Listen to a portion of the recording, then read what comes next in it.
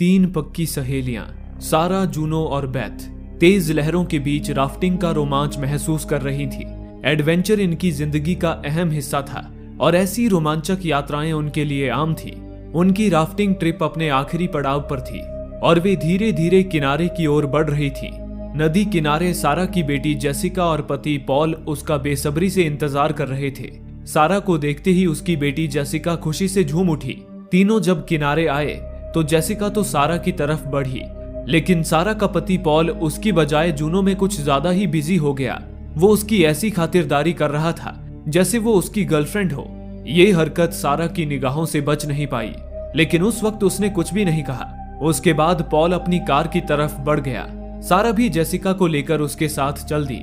सारा, जेसिका और पॉल तीनों कार से घर जा रहे थे। आज जेसिका का जन्मदिन था और इस वजह से सारा और वो बेहद खुश थे, लेकिन पॉल थोड़ा गुमसुम सा था। सारा ने उससे इस बारे में पूछा, जिससे कुछ पल के लिए उसका ध्यान रास्ते से भटक गया और तभी सामने से आ रही जीप उनके कार से आ टकराई। भारी टक्कर की वजह से उस जीप पर रखी लोहे की पाइप गाड़ी का शीशा तोड़ते हुए पॉल के सिर के आर पार चली गई और सारा और जेसिका भी बुरी तरह घायल हो गई। हॉस्पिटल में जब सारा की आंखें खुली तो उसे पता चला कि इस एक्सीडेंट में जेसिका और पॉल की मौके पर ही मौत हो चुकी थी। उसकी दुनिया एक पल में ही बिखर चुकी थी। 1 साल बाद सारा और बेथ जूनो से मिलने इंग्लैंड से अमेरिका आए थे और एप्लाचिन माउंटेन्स की ओर बढ़ रहे थे। जूनो ने सारा और बेथ के साथ केव डाइविंग का प्लान बनाया था, जिसमें वे लोग एप्लाचिन पहाड़ों में बनी हुई बोरेम केव नाम की गुफा को एक्सप्लोर करने वाले थे। ये तीनों सहेलियां पूरे 1 साल बाद एक दूसरे से मिलने वाली थी। सारा के एक्सीडेंट के अगले ही दिन जूनो वापस अमेरिका चली गई थी, जिस वजह से बेथ आज भी उससे गुस्सा थी। उसका मानना था कि उस समय सारा को उनकी सबसे ज्यादा जरूरत थी। उस समय जूनो को भी सारा के साथ होना चाहिए था। कुछ ही देर में सारा और बेथ एक कॉटेज के सामने पहुंची, जहां जूनो उनका इंतजार कर रही थी। कॉटेज के अंदर सारा और बेथ की मुलाकात उनकी एक और पुरानी दोस्त रेबेका और उसकी छोटी बहन सैम से हुई। जूनो ने इन दोनों को भी इस एडवेंचर में शामिल होने का न्योता दिया था। इसके बाद जूनो ने सारा और बेथ को अपनी एक नई साथी हॉली से भी मिलवाया। अगले दिन सभी पूरी तैयारी के साथ बोरेम केव्स की तरफ चल पड़े थे। कुछ दूर गाड़ी से जाने के बाद उन्हें केव तक का सफर पैदल ही तय करना था। सभी लोग जरूरत की चीजें गाड़ी से निकालकर साथ लेने लगे। उनके पास उस केव की एक गाइड बुक भी थी, पर जूनो को उसकी जरूरत महसूस नहीं हुई। उसने गाइड बुक गाड़ी में ही छोड़ दिया। फिर सभी लोग सारे साजो सामान के साथ चल पड़े और जूनो उन्हें केव तक पहुंचाने का रास्ता दिखाने लगी। सभी जंगल के रास्ते होकर एक ऐसी जगह पहुंचे जहां कुएं की तरह गहरी अंधेरी खाई थी। सबसे पहले जूनो रस्सी से नीचे उतरी। जूनो के इशारे पर एक एक करके सभी नीचे उतर आए। सभी को वो जगह काफी बढ़िया लग रही थी। तभी वहां घूमते हुए सारा को एक पत्थर पर खून से सने उंगलियों के निशान दिखे, जैसे किसी ने लगातार ऊपर चढ़ने की कोशिश की हो लेकिन हार गया हो। पर सारा ने उस बात को नजरअंदाज कर दिया। उसके बाद वे सभी एक पतली सी सुरंग में घुसे। उस सुरंग से होते हुए वे एक ऐसी जगह पहुंचे जो एक हॉल की तरह थी। ऐसा लग रहा था कि कुदरत ने किसी का घर बनाया हो। जूनो ने वहां रोशनी की और सभी वहां बैठकर थोड़ा सुस्ताने लगे। उसी वक्त जूनो ने सारा से अफसोस भरी आवाज में कहा, सारा मुझे माफ कर देना। एक्सीडेंट के अगले ही दिन मैं वापस अमेरिका आ गई थी। मुझे तुम्हारे साथ रहना चाहिए था। जूनो की ये बात सुनते ही सारा के जख्म ताजा हो गए। वो बिना कोई जवाब दिए वहां से उठकर चली गई और अगले रास्ते की तलाश करने लगी। ढूंढते ढूंढते सारा को एक सुरंग दिखी। उसने चिल्लाकर सभी को पुकारा, दोस्तों, मैंने दूसरा रास्ता ढूंढ लिया है, हमें अब आगे चलना चाहिए। सारा की आवाज सुनने के बाद सभी उस सुरंग में जाने की तैयारी करने लगे। तभी रेबेका जूनो के पास आई और उससे कहा, मैंने गाइड बुक में जो बोरहम केव्स के बारे में पढ़ा था, ये जगह उससे तो बिल्कुल अलग है। जिस पर जूनो ने कहा, इसलिए मैं गाइड बुक्स पर भरोसा नहीं करती, उसमें फालतू की बातें ज्यादा लिखी होती हैं। उसके बाद सभी लड़कियां खोजी हुई नई सुरंग में एक एक करके जाने लगी। ये सुरंग बहुत ही संकरी और गीली थी। धीरे धीरे करके सभी उस पार तो निकल गए, पर आखिर में सारा सुरंग में फंस गई। सारा अपने शरीर को हिला तक नहीं पा रही थी, जिस वजह से उसे पैनिक अटैक आ गया और दम घुटने लगा। सारा को अपनी मौत नजर आने लगी। बेथ ने जब मुड़कर देखा तो सारा अभी तक बाहर नहीं आई थी। उसने उसे आवाज लगाई। सारा ने घुटी हुई आवाज में जवाब दिया, मैं यहाँ अटक चुकी हूँ। बेथ ने उससे कहा, सारा शांत रहो, सिर्फ गहरी सांस लो और धीरे धीरे निकलने की कोशिश करो। लेकिन काफी कोशिशों के बाद भी सारा अपनी जगह से टस से मस ना हुई। ये देख बेथ फिर से वापस सुरंग में आई और सारा को खींचकर बाहर निकालने की कोशिश करने लगी, लेकिन तभी वो सुरंग अंदर से ढहने लगी। बेथ ने अपनी पूरी जान लगा दी और सारा को बाहर खींच लिया, लेकिन इस हड़बड़ी में रस्सियों का बैग उस सुरंग में ही छूट गया। सारा के बाहर खींचते ही अंदर से पूरी सुरंग पत्थरों से भर गई और वो रास्ता पूरी तरह बंद हो गया। वो रास्ता बंद होने की वजह से सभी परेशान हो गए। किसी को कुछ समझ नहीं आ रहा था कि वे वापस कैसे जाएंगे। रेबेका ने सभी को शांत करते हुए कहा, गाइड बुक के हिसाब से इस केव में आने और जाने के 3 रास्ते हैं, हमें डरने की जरूरत नहीं है। उसने जूनो से गाइड बुक मांगी जिसमें केव का नक्शा था। तब जूनो ने उनसे झिझकते हुए कहा, इसका कोई फायदा नहीं है क्योंकि ये बोरम केव नहीं है। इस केव का कोई नाम नहीं है, यहाँ अब तक कोई नहीं आया है। मैं चाहती थी कि हम वो पहली टीम बने जिसने सबसे पहले इस केव को एक्सप्लोर किया हो। जूनो की बात सुनकर सभी की सांसें हलक में ही अटक गईं। एक तो इस केव से बाहर निकलने का दूसरा रास्ता है भी या नहीं ये भी नहीं पता, और दूसरा उन्होंने अपनी सिक्योरिटी के लिए रेस्क्यू टीम को इन्फॉर्म कर रखा था कि अगर वे नहीं लौटे तो वे उन्हें बोरहम केव में आकर ढूंढे। लेकिन ये तो बोरहम केव थी ही नहीं, तो यहाँ उन्हें ढूंढने कोई नहीं आने वाला था। सभी को जूनो की बेवकूफी पर बहुत गुस्सा आने लगा, लेकिन अब आगे बढ़ने के अलावा और कोई चारा नहीं था। उन्होंने जैसे तैसे एक दूसरी सुरंग ढूंढ निकाली, पर कुछ दूर जाने पर वो सुरंग ही खत्म हो गई और उनके सामने एक खाई आ गई। आगे का रास्ता उस खाई के दूसरे छोर पर मौजूद था। सारा ने एक पत्थर नीचे फेंककर गहराई का अंदाजा लगाया तो पाया कि खाई बहुत ही गहरी थी और उनके पास इतनी रस्सी नहीं थी कि वे खाई में उतर पाए। तब रेबेका ने हिम्मत दिखाई और सुरंग की छत पे मौजूद एक पत्थर को पकड़कर लटक गई। फिर उसने छत पे मौजूद एक दरार में एक क्लाइंबिंग हुक फंसा दी और उसमें एक रस्सी अटका दी।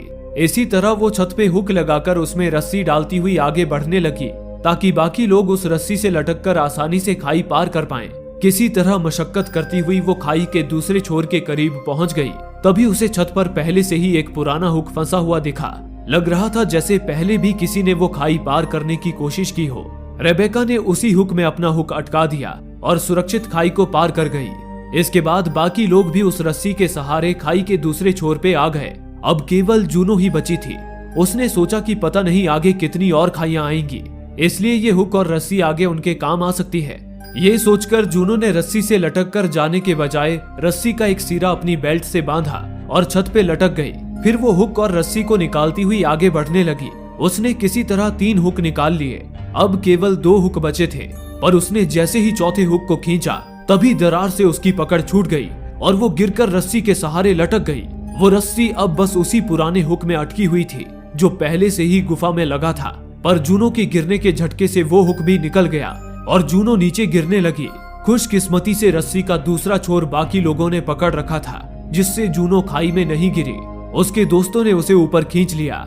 जूनो की जान में जान आ गई।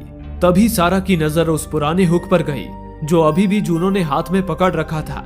सारा ने जूनो से पूछा कि इस बंद गुफा में ये कैसे आया, जिस पर जूनो ने कहा, इसका एक ही मतलब है कि हमसे पहले भी यहाँ कोई आ चुका है, लेकिन ये कम से कम 100 साल पुराना हुक है। ऐसे हुक सब कोई भी इस्तेमाल नहीं करता। इसके बाद वे फिर से सुरंग से होकर आगे का रास्ता तय करने लगे। थोड़ी दूर चलने पर उन्हें एक जगह दीवार पर कुछ केव पेंटिंग्स नजर आई जो स्टोन एज के समय में आदि मानवों द्वारा बनाई हुई लग रही थी। सब लोग उन पेंटिंग्स को बड़े ध्यान से देखने लगे। तभी बेथ की नजरों ने उस पेंटिंग में कुछ ऐसा ढूंढ लिया जिसे सुन सबकी बांछें खिल उठी। बेथ ने बताया, इस पेंटिंग में जो माउंटेन दिखाई दे रहा है वो शायद यही माउंटेन है जिसकी गुफाओं में हम अभी फंसे हैं। लेकिन इस पेंटिंग के मुताबिक इस माउंटेन के अंदर आने के 2 रास्ते हैं, जिसका मतलब है कि उस दूसरे रास्ते से हम बाहर निकल सकते हैं। ये सुनकर सबके चेहरे खुशी से खिल उठे और वे सभी रास्ता ढूंढती हुई आगे बढ़ने लगी। लेकिन उन्हें इस बात की भनक तक नहीं थी कि यहाँ उनके अलावा और भी कोई मौजूद था। एक अंधेरे कोने में घात लगाए बैठा वो शख्स जिसके मुंह से खून लार की तरह टपक रहा था। सभी लड़कियां रास्ता ढूंढते हुए आगे बढ़ रही थी, लेकिन आगे जाकर वो सुरंग भी खत्म हो गई और सामने बस चट्टानों की दीवारें थी। तभी जूनो की नजर चट्टानों के बीच से निकलती एक पतली सुरंग पर पड़ी। जूनो और हॉली उस सुरंग में घुस गई। उस सुरंग में हॉली को दूर सामने रोशनी दिखाई पड़ी। उसने चिल्लाकर सभी को बताया, मुझे सूरज की रोशनी दिखाई दे रही है, बाहर निकलने का रास्ता यही है। वो जोश में आकर उस रोशनी की तरफ दौड़ने लगी। जूनो ने उसे चिल्लाकर सतर्क किया कि वो सूरज की रोशनी नहीं है, लेकिन हॉली ने उसकी बात को अनसुना कर दिया। उसे लगा कि उसने बाहर निकलने का रास्ता खोज लिया है। वो तेजी से आगे बढ़ी। जल्दबाजी में उसे सामने मौजूद गड्ढा दिखाई नहीं दिया और वो फिसलकर उस गहरे गड्ढे में गिरने लगी। जूनो ने झपटकर उसका हाथ पकड़ लिया, लेकिन लाख कोशिशों के बाद भी वो उसे बचा नहीं पाई। हॉली कई फीट नीचे उस गड्ढे में जा गिरी और उसका पैर टूट गया। तब तक बाकी लड़कियां भी वहां पहुंच चुकी थी। फिर सभी लड़कियां संभलकर उस गड्ढे में उतर गई। उन्होंने देखा कि हॉली के पैर की हड्डी टूटकर बाहर निकल आई थी और हॉली दर्द के मारे तड़प रही थी। तब सैम, जो एक मेडिकल स्टूडेंट थी, वो बाकी लड़कियों की मदद से हॉली का इलाज करने लगी। इसी दौरान सारा को एक ओर से कुछ आवाजें सुनाई दी। वो पलटकर आवाज की दिशा में बढ़ी। थोड़ा सा आगे बढ़ने पर सारा को दूर अंधेरे से गुर्राने की आवाज सुनाई दी। उसने फौरन आवाज की दिशा में टॉर्च की रोशनी डाली तो उसे दूर अंधेरे में एक इंसानी परछाई पानी पीती हुई नजर आई। सारा हैरान रह गई, लेकिन अगले ही पल वो परछाई अंधेरे में गायब हो गई।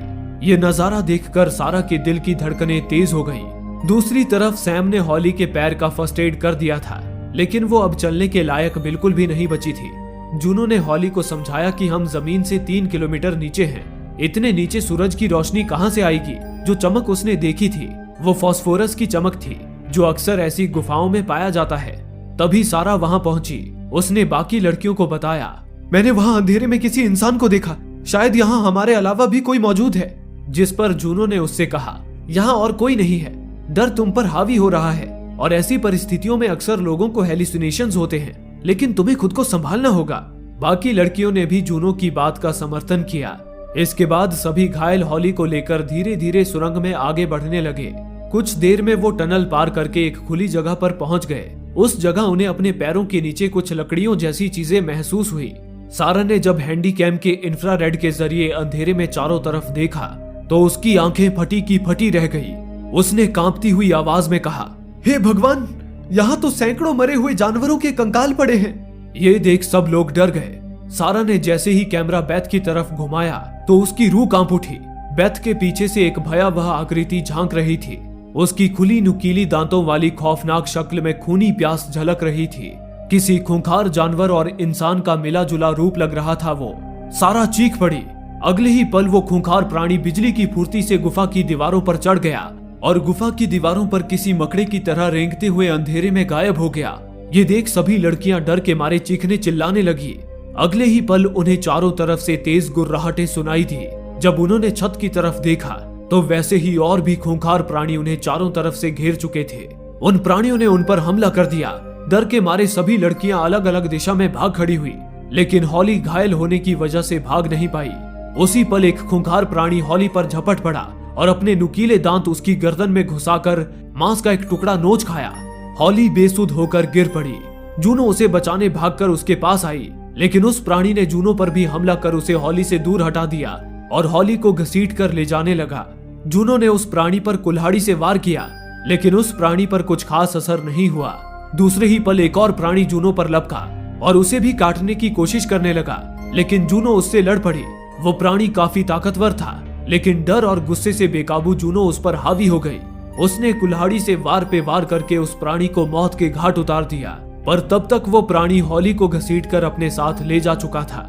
डर और गुस्से से जूनो अब भी संभल नहीं पाई थी। तभी अचानक ही उसे अपने पीछे किसी का आभास हुआ। उसने फुर्ती से अपनी पिकैक्स घुमाई, लेकिन उसके पीछे कोई खूंखार प्राणी नहीं बल्कि बेथ खड़ी थी और जूनो की पिकैक्स ने उसका गला छेद दिया था। जूनो का दिमाग सुन्न पड़ गया। बेथ जमीन पर गिर पड़ी। गिरते हुए उसके हाथ में जूनो का लॉकेट आ गया। तभी वहां एक प्राणी की गुर्राहट गूंज उठी, जिसे सुन जूनो वहां से भागने लगी। बेथ ने जूनो से रुककर उसकी मदद करने की गुजारिश की, लेकिन जूनो इस सब से इतना डर गई थी कि वो बेथ को उसी हालत में छोड़ वहां से भाग खड़ी हुई। दूसरी तरफ सारा टनल में दौड़ती हुई फिसल गई और एक गड्ढे में गिरकर बेहोश हो गई। सारा को जब होश आया तो वहां भयंकर बदबू फैली हुई थी। सारा ने इंफ्रारेड कैमरे से उस गड्ढे की चारों तरफ जब देखा तो पाया कि वहां जानवरों के साथ साथ इंसानों के भी कंकाल पड़े थे। कुछ जानवरों के ताजा मुर्दा शरीर भी थे। सारा डर के मारे एक कोने में जाकर छुप गई। तभी वहां हॉली की लाश ऊपर से आ गिरी। उसके बाद बहुत सारे प्राणी हॉली की लाश पर भूखे भेड़िए की तरह टूट पड़े। उन्हें इस तरह से मांस नोचकर खाता देखकर सारा के मुंह से सिसकारी निकल गई, जिस वजह से उन शैतानों को सारा के वहां होने का एहसास हो गया। उनमें से एक प्राणी सारा के बेहद करीब आ गया। सारा डर के मारे जड़ हो गई। वो प्राणी कुछ सेकंड्स वहीं खड़ा गुर्राता रहा, लेकिन उसके सामने होते हुए भी वो सारा को देख नहीं पा रहा था। तभी वहां जूनो की आवाज गूंजी जो सारा को पुकार रही थी। आवाज सुनते ही वे सभी जूनो का शिकार करने के लिए निकल गए। सारा कुछ देर तक सांस रोके वहीं बैठी रही। कुछ सेकंड बाद जब उसने यकीन कर लिया कि वे सब जा चुके हैं, वो उठ खड़ी हुई। उसके पैर कांप रहे थे, लेकिन अब डरने का वक्त नहीं था। उसने किसी तरह खुद को संभाला और इस खतरे से निपटने के लिए खुद को तैयार करने लगी। तभी उसे वहां एक पुराना टूटा हुआ लैंप दिखा, जो शायद इन प्राणियों द्वारा शिकार हुए किसी बदनसीब का था। सारा ने वो लैंप हिलाकर देखा तो उसमें अब भी केरोसिन मौजूद था। उसके दिमाग में एक आइडिया आया। उसने हॉली की लाश के पैर में लगे लोहे के रॉड को खींचकर निकाला, उस पर कपड़ा लपेटा और पुराने लैंप से निकले केरोसिन को उस पर डालकर एक मशाल तैयार की। फिर वो उसे जलाकर अंधेरी गुफा में रास्ता तलाशने निकल पड़ी। उधर जूनो बाकी लड़कियों को आवाज लगाते हुए आगे बढ़ रही थी। तभी उसे एक जगह दीवार पर एक एरो बना हुआ दिखा। वो समझ गई कि उनसे पहले जो कोई भी यहाँ आया था उसने बाहर निकलने का रास्ता ढूंढ लिया था और उस रास्ते को याद रखने के लिए ये एरोज बनाए थे। अगर वो इन एरोज को फॉलो करें तो यहाँ से बाहर निकल सकते हैं। इसके बाद जूनो बाकी लड़कियों को ढूंढने लगी। दूसरी ओर सैम और रेबेका भी छुपती हुई आगे बढ़ रही थी, और तभी उन पर एक प्राणी ने हमला कर दिया। वो रेबेका को मारने ही वाला था कि मौके पर जूनो वहां आ गई और उस प्राणी की गर्दन तोड़कर उसे मार डाला। जूनो ने उन्हें बताया कि हॉली और बेथ दोनों ही मर चुकी हैं। फिर उसने सैम से उन प्राणियों के बारे में पूछा कि ये है क्या चीज और वे उनसे किस तरह से लड़ सकते हैं। सैम चूंकि एक मेडिकल स्टूडेंट थी, उसने उस प्राणी के शरीर की अच्छे से जांच की और जूनो को बताया इनके शरीर की रचना तो काफी हद तक इंसानों की तरह ही है, लेकिन अंधेरे में रहने के कारण इनके शरीर में कुछ बदलाव भी हुए हैं। जैसे कि ये देख नहीं सकते, लेकिन इनकी सुनने की शक्ति काफी बढ़ गई है। ये आवाज सुनकर हमला करते हैं। लेकिन आखिर ये है क्या चीज? जूनो ने पूछा, जिस पर सैम ने सोचते हुए कहा 11,000 साल पहले इंसान ऐसे ही गुफाओं में रहा करते थे, लेकिन फिर समय के साथ इंसानों ने गुफाओं को छोड़कर जमीन पर पक्के मकानों में रहना शुरू किया। लेकिन लगता है कि कुछ इंसानों ने गुफाओं में ही रहना जारी रखा और पीढ़ी दर पीढ़ी अंधेरे में रहने के कारण उनकी संतानों के शरीर इस तरह से इवॉल्व होते चले गए। ये सुनकर जूनो कुछ पल के लिए सोच में पड़ गई और फिर उसने आगे का प्लान बताना शुरू किया। इस गुफा में हमसे पहले जो कोई भी आया था उसने बाहर निकलने की मार्किंग बनाई थी। वो मार्किंग्स मुझे दिख गई हैं। उन मार्किंग्स को फॉलो करके हम यहाँ से बाहर निकल सकते हैं। बस हमें एकदम खामोश रहना होगा ताकि वो प्राणी हमें सुन ना सके। इसके बाद वे तीनों सारा को ढूंढते हुए आगे बढ़ गए। उधर सारा उस गड्ढे से निकलने का रास्ता ढूंढ ही रही थी कि उसे बेथ की आवाज सुनाई दी जो उसे ही पुकार रही थी। सारा ने देखा कि बेथ बहुत ही बुरी हालत में उसी जगह पड़ी है और उसकी गर्दन में कुल्हाड़ी का गहरा घाव है। जब जूनो उसे छोड़कर चली गई थी तो शायद वे क्रीचर बेथ को यहाँ ले आए थे, क्योंकि ये जगह उनके खाना जमा करने की जगह थी। सारा के करीब जाने पर बेथ ने उसे बताया कि उसकी ये हालत जूनो ने की है और उसे मरने के लिए छोड़ दिया। उसने सारा से कहा कि वो जूनो पर कभी भी भरोसा न करे। बेथ ने सारा को जूनो का लॉकेट भी दिया जिस पर लिखा था लव ईच डे। वो लॉकेट देखते ही सारा समझ गई कि ये लॉकेट उसके पति पॉल ने जूनो को दिया है, क्योंकि पॉल ही हमेशा कहता था लव ईच डे। सारा को समझते देर नहीं लगी कि पॉल और जूनो का अफेयर चल रहा था। ये समझ आते ही सारा को गहरा सदमा पहुंचा और वो रोने लगी। तभी वहां उन प्राणियों की आवाज गूंज उठी, जिसे सुन सारा ने खुद को संभाला और बेथ को भी अपने साथ ले जाने के लिए उठाने लगी। लेकिन बेथ जो अपनी आखिरी सांसें गिन रही थी, उसने सारा को मना कर दिया और उसे इस दर्द से छुटकारा दिलाने के लिए मिन्नतें करने लगी। ना चाहते हुए भी सारा ने अपने दिल पर पत्थर रखकर अपनी सबसे अच्छी सहेली का सर कुचलकर उसे मार दिया।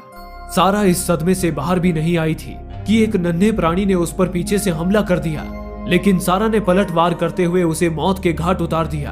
तभी उस बच्चे की माँ भी वहां आ गई। सारा खुद को बचाने के लिए वहां से भागी, लेकिन एक खून से भरे गड्ढे में जा गिरी।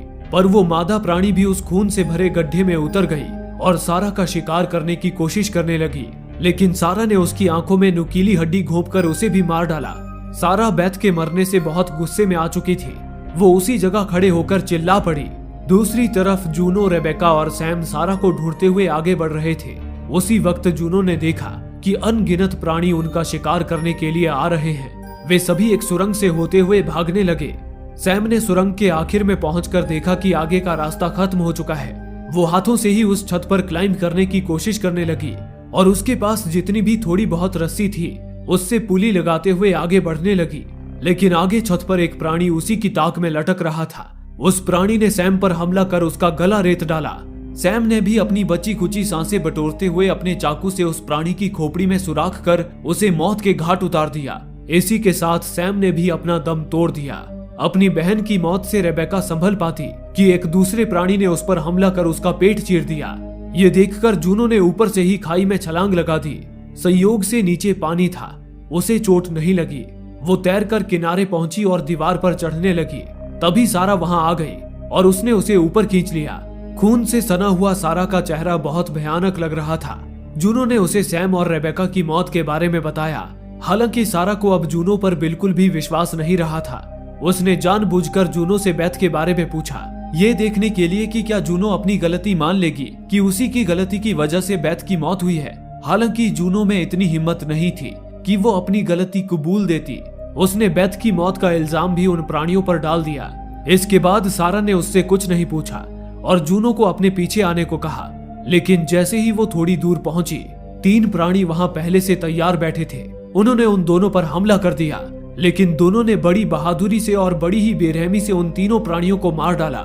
जूनो क्रीचर को मारकर जैसे ही उठ खड़ी हुई, उसने सारा को अपने सामने खड़ा पाया। सारा ने जूनो को उसका लॉकेट दिखाया। जूनो समझ गई कि सारा को उसके और पॉल के अफेयर के बारे में पता चल गया है। अगले ही पल सारा ने जूनो के पैर में पिकैक्स मार दी और उसे वहीं मरने के लिए छोड़कर वहां से चली गई। जूनो ने पिकैक्स अपने पैर से निकाल ली, पर तब तक ढेर सारे प्राणियों ने उसे घेर लिया था। जूनो की चीखें भागती हुई सारा के कानों पर पड़ी, लेकिन वो बिना रुके भागती रही। तभी वो फिसलकर एक गहरे गड्ढे में गिर पड़ी और बेहोश हो गई। कुछ समय बाद हल्की सी रोशनी उसके चेहरे पर पड़ी, जिससे उसे होश आ गया। उसने देखा कि ऊपर एक सुराख से सूरज की रोशनी उस गड्ढे में आ रही थी। उम्मीद की उस किरण का पीछा करते हुए वो उस ढलान जैसे रास्ते से होकर उस सुराख की तरफ बढ़ने लगी। जैसे ही उसने उस सुराख से अपना सर बाहर निकाला, ताजी हवा ने उसके चेहरे को छुआ। वो गहरी सांसें भरने लगी। फिर वो सुराख से निकलकर अपनी गाड़ी की तरफ भागी और गाड़ी में बैठकर जल्द से जल्द उस जगह से दूर जाने लगी। उस गुफा से दूर आकर उसने एक जगह अपनी गाड़ी रोक दी। उस गुफा में जो कुछ भी हुआ था, उसे सोचकर वो जोर जोर से रोने लगी। उससे रहा नहीं गया और उसने उल्टी कर दी। उल्टी कर जैसे ही वो वापस सीट पर बैठी, उसने अपने बगल में जूनो को बैठा पाया। सारा डर के मारे चीख पड़ी। इसी के साथ ये फिल्म यहीं समाप्त हो गई। इस फिल्म की एक और अल्टरनेट एंडिंग है, जो कुछ इस प्रकार से है। गुफा से निकलने के बाद सारा अपनी गाड़ी में बैठकर जल्द से जल्द उस जगह से दूर जाने लगी। उस गुफा से दूर आकर उसने एक जगह अपनी गाड़ी रोक दी। उस गुफा में जो कुछ भी हुआ था, उसे सोचकर वो जोर जोर से रोने लगी। उससे रहा नहीं गया और उसने उल्टी कर दी। उल्टी कर जैसे ही वो वापस सीट पर बैठी, उसने अपने बगल में जूनो को बैठा पाया। सारा डर के मारे चीख पड़ी। उसकी आंखें खुल गई। उसने पाया कि वो गुफा के अंदर ही है। दरअसल वो ये सब सपना देख रही थी। तभी उसे अपनी बेटी जेसिका की आवाज सुनाई दी, मम्मी। सारा ने देखा कि जेसिका उसके सामने अपने जन्मदिन का केक लिए बैठी है। दरअसल सारा अब भी भ्रम में थी। वो गुफा से बाहर गई ही नहीं थी। गुफा उन प्राणियों की चित्कारों से गूंज रही थी और सारा अपने सामने जल रहे मशाल को बस घूरे जा रही थी। उसे लग रहा था कि उसकी बेटी उसके सामने बैठी है, पर उसे नहीं पता था कि एक दर्दनाक मौत दबे कदमों से उसकी तरफ बढ़ रही थी। और इसी के साथ ये फिल्म यहीं समाप्त हो गई। दोस्तों, आप में से काफी लोगों का कहना है कि हमारे वीडियोस आप तक नहीं पहुंच पा रहे हैं। उसके लिए आप सब्सक्राइब बटन को दबाने के बाद नोटिफिकेशन के बेल आइकन पर क्लिक करें और ऑल का ऑप्शन सिलेक्ट कर लें, ताकि हमारी सारी वीडियोस की नोटिफिकेशन आप तक पहुंच सके। धन्यवाद।